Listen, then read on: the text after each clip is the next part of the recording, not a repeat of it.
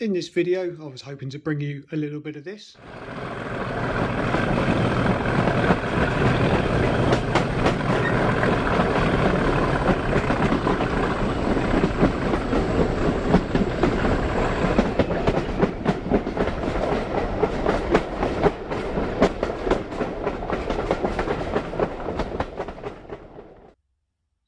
And definitely a little bit of this.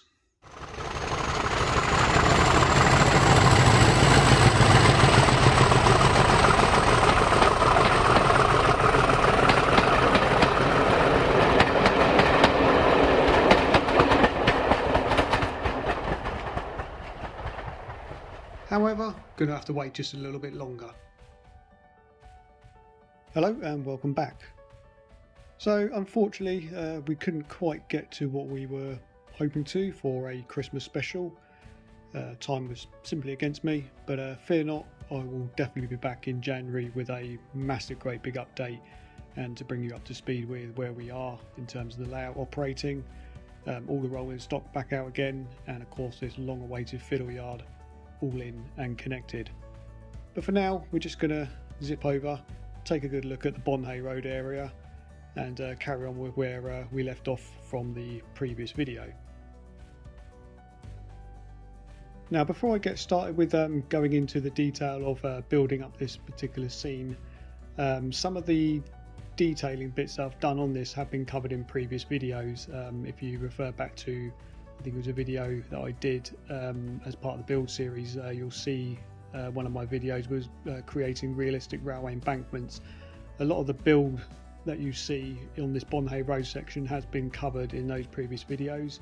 I have changed some bits and pieces slowly, and I'll obviously talk through the details on those as we go through the video. And of course there'll probably be little links up at the top of the screen just to kind of put you in the direction of any other previous videos that will cover some of the details if you're interested. So with all the sculptor mould fully dried, the first thing I wanted to get in was the roads and pavements. Now previously I've done these over on the north end with using plasterboard as the main sort of foundation for the roads, and then I've gone over those with a very fine dust of actual real gravel texture which was sifted through a pair of stockings, and that gives me a really nice light texture. The method on this road that I'll be doing is very similar, though the base foundation itself I wanted to do something a little bit different. So for this I've used the Woodland Scenics road marking tape, which is pretty similar to just your ordinary sort of draft excluder that you'll find around windows, available in most DIY stores at probably a fraction of the cost of what Woodland Scenics charge for them. I didn't get the one with the polyfiller, as I'm not going to pay over the odds for something which I've got plenty of in the back of my van. So it's only a case of just laying the tapes out, sticking them down, mixing your fillers up, make them as runny as you possibly can, because you actually want to pour it in there rather than having to scrape it around too much. Make it runny enough and it will find its own level, and that's pretty much what I've done with this road surface. Now for the road surface itself, or the finish, I've stuck with what I've done previously over on the north end. As I've mentioned, obviously with the gravel texture, I didn't actually lay that down on this. I thought I'd try a slightly different approach, and what I did was start off brushing some very sort of light dirty brown colour paint, which was quite diluted down over the dried plaster, then leave that to dry. And then once that was completely dry, I then mix up a few shades of grey paints. You want to aim for something which is, I suppose, light to mid grey, and a very small amount of black. With the black, don't forget to add a bit of washing up liquid in it. This is quite vital, as it will create some great effects of sort of worn road surfaces if you leave the bubbles on the surface. And then it's a case of then just pipette all that lot all over the road surface, then leave it for a day or two to completely dry. Don't worry if it looks a complete mess when you pour it all over or pipette the paint on. That's perfectly fine, and you'll end up with, I suppose, a very nice variation of colour and texture, something that looks very similar to marble. If you've got that sort of colouring on the road, as you say, it's all going to look good when it completely dries. Once the road was pretty much cured, I removed the tape and then once it had fully dried, I then relaid the tape again on top of the road and then re-pour to the sides of it just to start creating the pavements themselves. Once the pavement section was dried, it was just a case of then just removing the tape, and then that leaves you that edge where you can apply some curb stones. So once I've got all the pavement completely painted, what I've done is just use some scale model scenery laser cut curbstones. These were painted in Vallejo concrete, quick blast with the airbrush, and they were pretty much job done. To stick them down, it was just a case of just using a little bit of rocket card glue and thin bead just along that edge where the pavement meets the road, and then press those curbstones down. So getting the base layer of greenery down, in the past what I've done is I've got the dirt texture down after I've obviously painted the sculptor mould, and once the dirt texture was down I glued all that permanently, so obviously usual misting with isopropyl alcohol and then a scenic glue. However, I wanted to speed up that process, so what I did was put the dirt texture down on a bed of glue, and then went straight in with the coarse fine turfs in burnt grass, and also any other sort of fine turfs in various other colours as well, and the Gauge Master brown scatter. They were all put down all whilst everything was dry, no glue, and then once everything was moved around or positioned where you want it, it was just a case of then mist everything all up, isopropyl alcohol, then glue all those down all in one go. That kind of cut out sort of having to wait for things to completely dry. So carrying on from once that layer of greenery was down, in the past what I did was to actually create the long stemmed sort of weeds and flowers that grow through your grass. I used some other static grasses and did those clumps in random spots. This time I've decided to use ready-made tufts from WW Scenics, which were the burnt and patchy ones. These were 10mm, and all I've done was just chop those up and sort of spread them around randomly in various places. Once the glue had completely dried on those tufts, then I moved on to building up all the other static grasses using my usual mixes of the green scene, summer, and of course topped off with the straw colour as well. If you've not already seen that railway embankment video and you want to kind of get close to the sort of scenery that I've done here, it's worth checking that one out, so do pop over and have a good look at that video. So moving on to the track weathering, of course this whole section needs the usual process, and so what I've done with this is obviously paint all the tracks and all the sleepers and rails first of all before putting any ballast down. So again, I've covered these in previous videos, but just a quick sort of recap on these.